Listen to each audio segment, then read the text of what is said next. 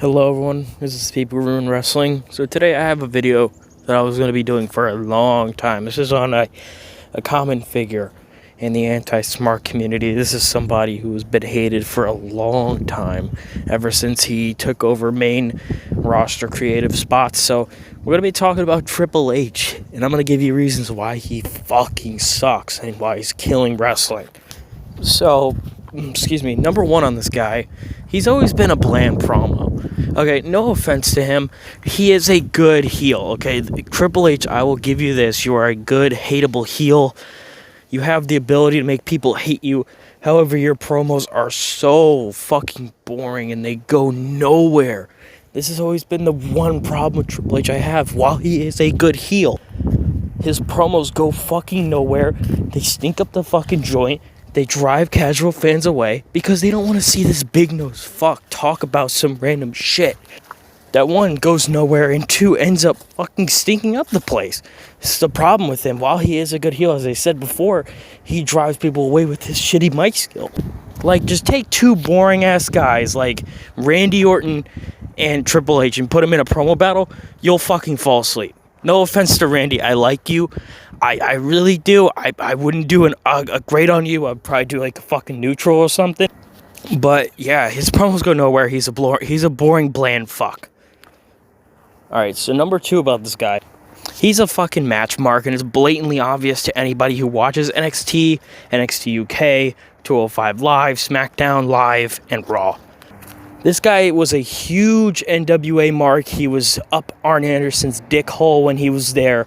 This guy is one of those guys that we make fun of in the anti-smart community because when you want to bring back long, boring, shitty 20-minute matches that go nowhere, they have no storyline, they have no character development. All it is flips and kicks and showing off athletic ability.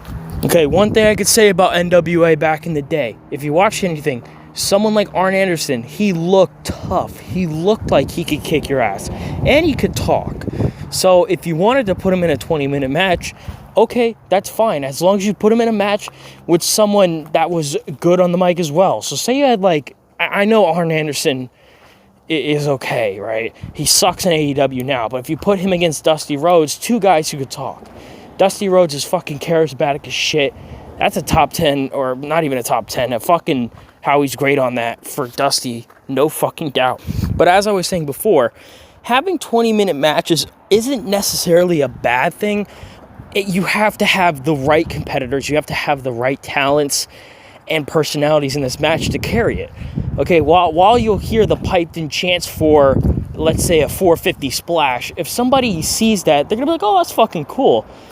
But if it's a fucking midget, a 4'6" midget doing a 450, people are gonna be like, "What the fuck?" And especially if he wins the match, like let's say Ricochet goes against Goldberg, and Ricochet hits a 450 senton splash or whatever, and beats Goldberg. If a casual fan or whatever casual fans that were watching Raw or SmackDown, whatever this shit was on, they'd be like, "What the fuck is this?" Turn off the fucking channel. Okay, he is a bland match mark. He loves doing this shit, alright? Number three, he has an obsession with indie wrestling and pushing boring, charismatic garbage. So this is something that he's been doing for the longest time.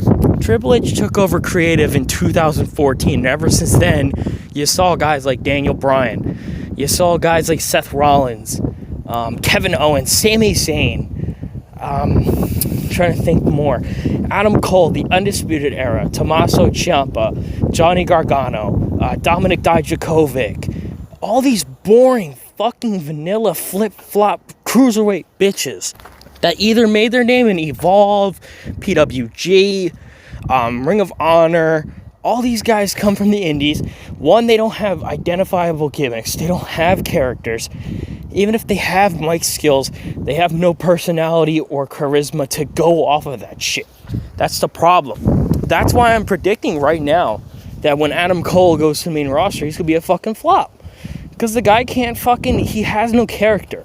That's the problem with Adam Cole and all these NXT darlings, is they have no character. They have no charisma. They have no drawing ability. And when Vince sees him, he's going to be like, what the fuck is the big deal? There is no big deal. They're all the fucking same. Number 4, he's very insecure. Now, what I mean by that is he signs guys that are statistically worse than him in every single way, okay? If you look at Triple H, he's a better promo than nearly 97% of the NXT roster. I'll say that. He is a good promo compared to them. But when you take all these guys that have no drawing ability, that have no way to tarnish your name as Triple H. Like, if you take Ricochet and compare him to Triple H, it's no fucking comparison. There will never be a comparison between Triple H and Ricochet. I can even defend Triple H with that shit. Number 4 about this guy, he keeps charismatic, larger-than-life superstars in the Performance Center while he pushes boring, charismaless vacuums on NXT constantly. This is something we continuously see. We continuously see the Undisputed Era, Johnny Gargano, Tommaso Ciampa, Damian Priest, all these guys being pushed over more deserving, charismatic talents like Jessie Kamea, Scarlett Bordeaux, Chelsea Green, Shotzi Blackheart, Eric Bugenhagen, Baba Tunde. What the fuck, man?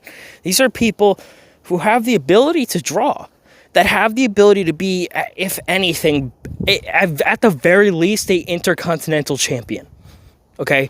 Shotzi, Scarlett, and Chelsea, you could put the fucking women's title on them. Put that shit on them. Make them look good, because those are people that people want to see that shit. Casuals want to see sexy, charismatic women, and they want to see larger-than-life personalities. They don't give a fuck about matches, okay? This is your problem, Triple H. You care way too much about matches because you're a dumb match mark. You see how good Adam Cole is in the ring, so you're like, you know what?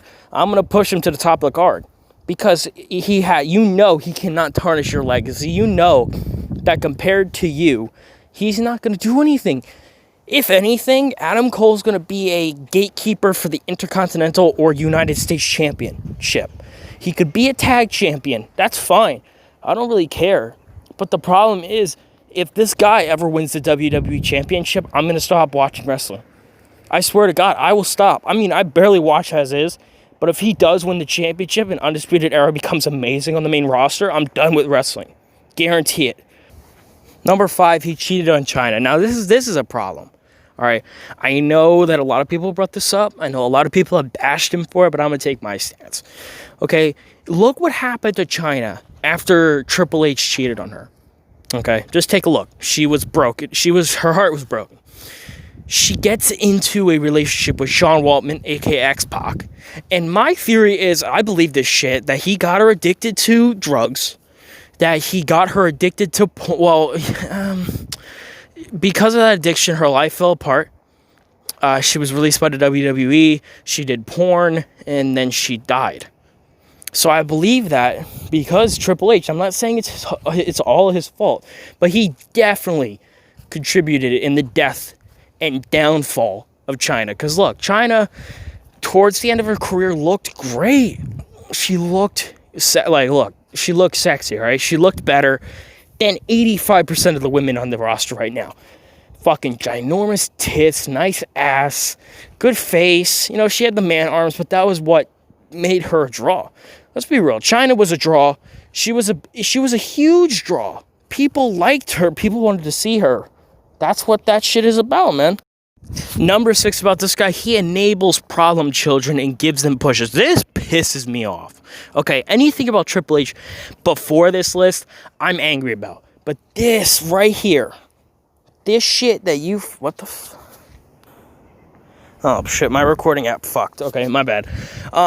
Anything that was said on the list prior, sure I was angry about. This shit right here pisses me off because of the fact that you have problem children like Becky Lynch, Sasha Banks, Bayley, Seth Rollins, Sami Zayn, Kevin Owens. I mean, come on.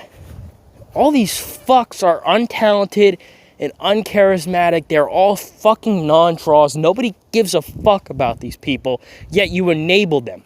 Oh yeah, I forgot. Those fucking bald faggots. Yeah, I said faggot. I really don't care. Those bald faggots, Oney Larkin and Danny Burch, consistently for 2 years, you saw these fucks on NXT in tag team matches. 40-minute tag team matches. What the fuck? 40-minute tag team matches between these bald fucks and street faggots? Nobody wanted to see that. Okay, he enables problem children. Only Larkin, you fucking cunt. You're a cunt for thinking you're talented enough to get a spot on NXT. Get the fuck out of here, dude. Same with Danny Burch and Pete Dunne. They can all get fucking released. Bring Pat to the main roster. I don't give a fuck. Okay? Back to your problem children. He gives them pushes. Okay, let's say 10, 20 years ago, if you were a constant complainer, you get blacklisted from WWE. You get blacklisted from the wrestling industry, and you're fucked. But now, in WWE, you can complain about whatever the fuck you want. You can complain about not looking dominant enough. You can get complaining about not getting enough wins, getting titles, and you'll get it. But he doesn't understand. These are fucking fake titles. These are fake accolades. Who gives a fuck? I saw this comment on Twitter was like, oh, I'd rather go to AEW than to be a jobber in WWE. AEW's worse. You'd be a worse jobber. I would take $100,000 a year to be a jobber. I don't give a fuck. Come on, it's money. Shut the fuck up. It's fake. Oh, shit. Okay. Number 7 about this guy. He was never the biggest star in WWE. Okay, look at Triple H's title reigns.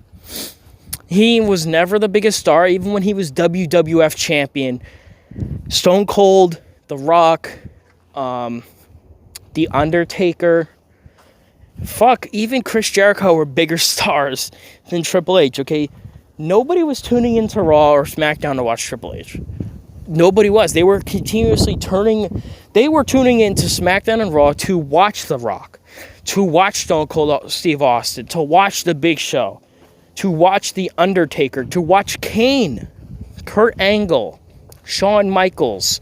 All these guys were bigger stars than him. Yet, because he's so insignificantly he's such a cunt. Just because he's a cunt, he will never admit this shit. He's never been the biggest star. He's obviously a mark for himself because, I mean, shit, even Bret Hart was a bigger star than you, dude. That's fucked. Number 8, NXT. We move on. Number 9, NXT UK. Again, we move on. And finally, the final reason, and bet your ass this won't be the fucking last part I'll do on Triple H. Keep ruining wrestling, fuck. Number 10, he's fucking ruined wrestling. You cannot debate me with this shit. You cannot say, oh, it was ruined before Triple H took over. No, it wasn't. Okay, ever since Triple H took over, it was going downhill because of these long, boring, garbage tag team matches and normal matches that went nowhere. Nobody wanted to see this shit. If you ever look, at professional wrestling, people want to see larger-than-life, charismatic superstars. Why do you think Stone Cold was a draw? Because he was charismatic and he was a badass. Why do you think Hulk Hogan was a star? Because he was charismatic and he was a badass. Why do you think Rock was a draw? Because he was charismatic and guess what? Because he was a badass.